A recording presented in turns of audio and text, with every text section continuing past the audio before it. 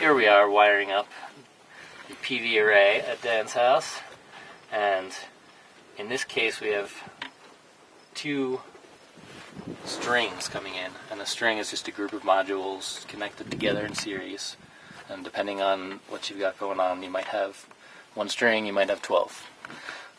So we have two strings coming into this box.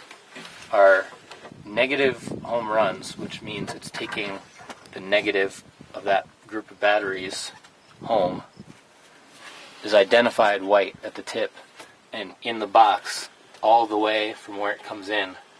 And this isn't only because it's negative, it's because it's the grounded conductor of the system. Usually you're going to have a negative grounded system, but with solar sometimes you have a positive ground, so you would have white conductors for your positives in that case. But in this case, negative ground. Most cases, negative ground.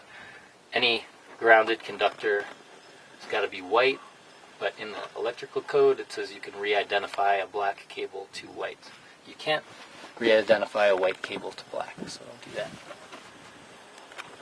Negatives come into a common bus bar and then out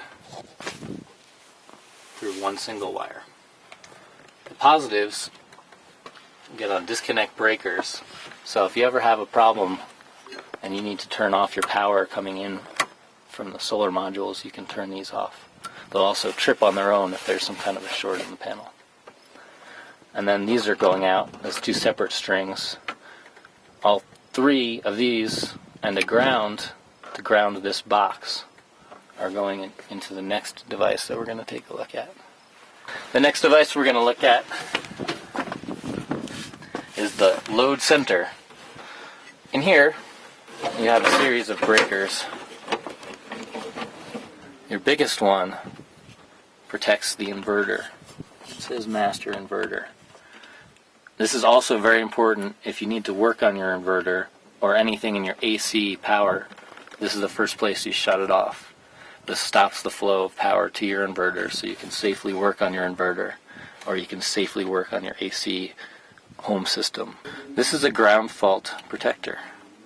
If there's a problem with the wires where the positive finds another path to ground or the negative terminal becomes energized, this will trip and shut your system down to prevent a fire or an electrical shock. The short could be anywhere. It could be in the box, which would electrocute you when you touch the box if it didn't trip. It could be in the modules, which means your module frames could be electrified if you didn't trip this. It could be on your roof, and there are wires grounding out to the roof, and your whole roof could be electrified because it's a metal roof. So you want to avoid all that, and this little guy will help you avoid those problems.